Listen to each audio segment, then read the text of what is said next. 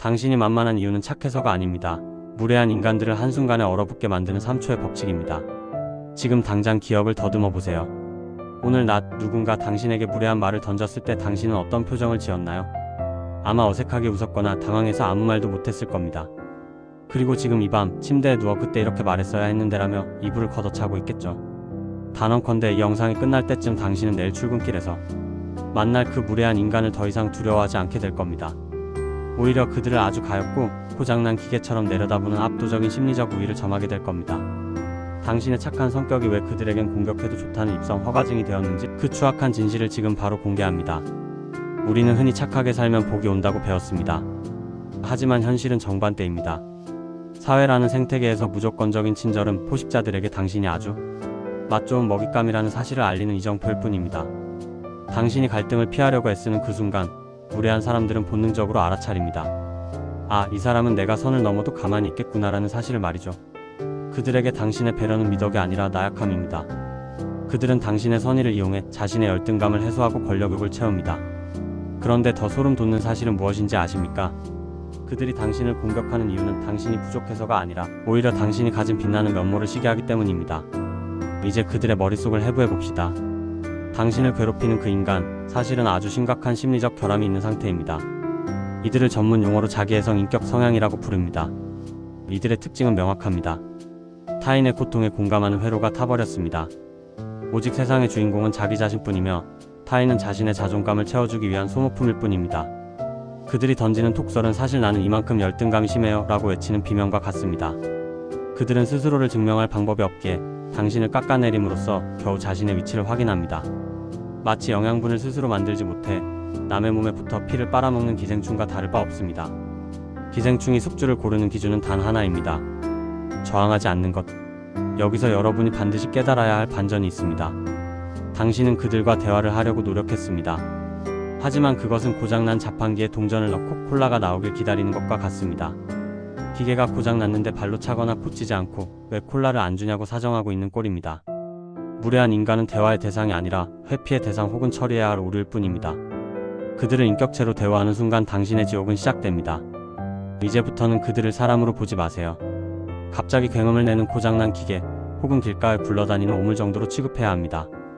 이것이 바로 심리적 손절의 핵심입니다. 그렇다면 내일 당장 그 무례한 인간이 당신에게 시비를 건다면 어떻게 해야 할까요? 여기서부터가 진짜 중요합니다. 당신의 인생을 바꿀 첫 번째 전략은 바로 3초의 침묵입니다. 누군가 선을 넘는 발언을 했을 때 1초도 안 돼서 반응하지 마세요. 당황해서 웃지도 말고 화를 내지도 마세요. 무표정으로 상대의 미간이나 인중을 동안 가만히 응시하세요. 2, 3초는 정적의 시간이 아닙니다. 상대방에게 내가 지금 한 말은 아주 부적절하고 나는 그것을 정확히 인지했다는 압박을 가하는 시간입니다. 인간은 정적을 견디지 못합니다.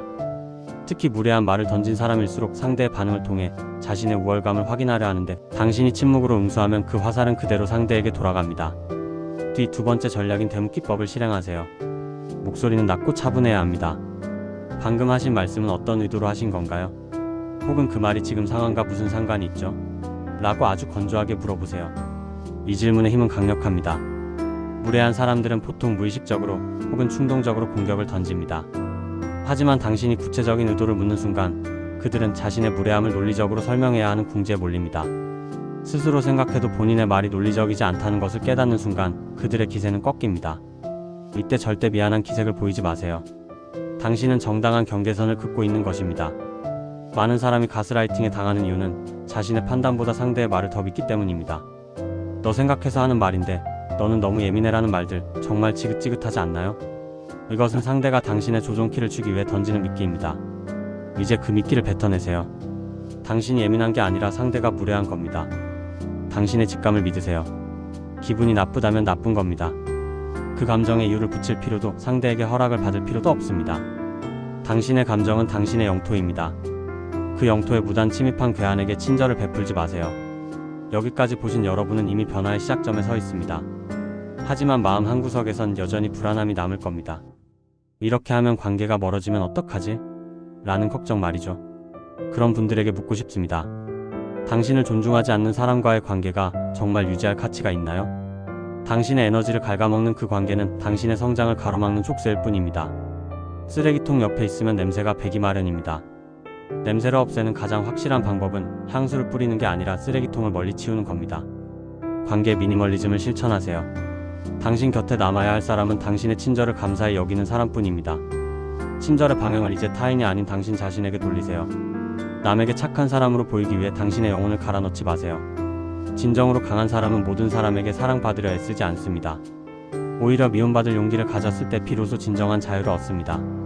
무례한 자들이 당신의 경계선을 넘지 못하도록 단단한 성벽을 쌓으세요. 그 성벽의 이름은 자존감이며 그 성벽을 지키는 무기는 단호함입니다. 내일 아침 당신을 만만하게 보던 그 사람의 눈을 똑바로 마주보세요. 당신은 더 이상 예전의 그 먹잇감이 아닙니다. 오늘 이 내용이 당신의 무너진 마음을 세우는데 단 1%라도 도움이 되셨다면 좋겠습니다. 여러분의 삶에서 가장 힘들게 하는 무례한 유형은 어떤 인간인가요? 1번 사사건건 지적하며 가르치려 드는 꼰대형. 2번 웃으면서 비수를 꽂는 여우형. 댓글로 여러분의 경험을 공유해주세요. 비슷한 고민을 가진 사람들의 이야기를 보는 것만으로도 큰 위로와 힘이 될 것입니다. 여러분은 충분히 존중받을 가치가 있는 사람입니다. 무례함에 대처하는 당신의 당당한 발걸음을 응원합니다. 감사합니다.